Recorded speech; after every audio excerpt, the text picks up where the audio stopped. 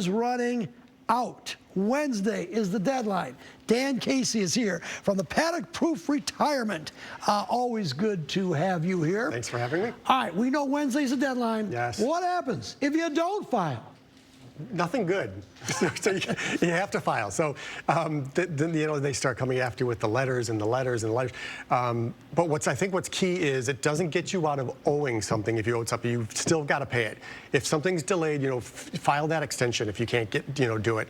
But you still got to pay. So even if it's an estimate, pay. So if you can't file, you can file for an extension. Yes. But you have to file the extension before Wednesday. Yes, yes, you do. You can't file Thursday. No, so you might as well just do the taxes.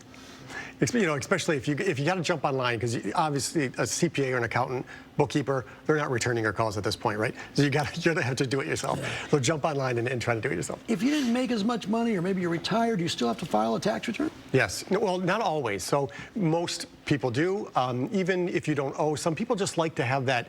That series of annual filings, so you still should probably. I've heard you talk before, refunds. Everybody wants a refund. Yes. Is a refund good?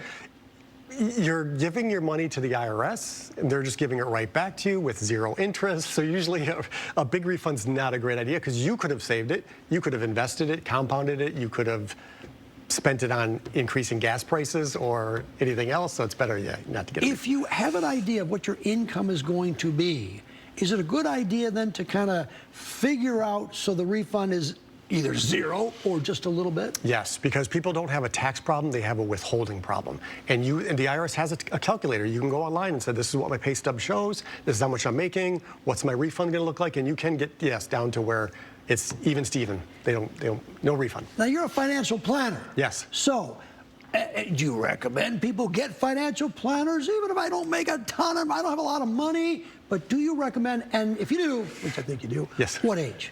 Yeah, so I am biased because I am one, but I think everybody should, because Einstein called it the eighth wonder of the world, which is compounding. So the earlier you start, the better.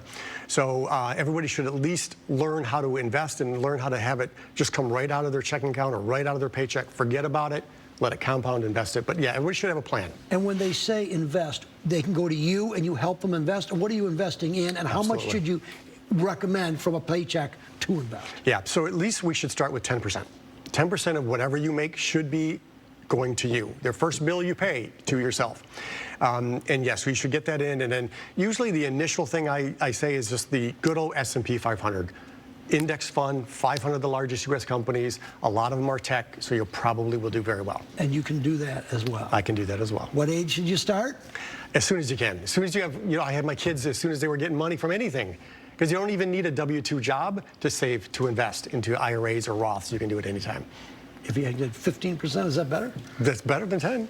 That's right. Yeah, that's better than 10. How many people don't file their taxes on Wednesday? What percentage? That I don't know.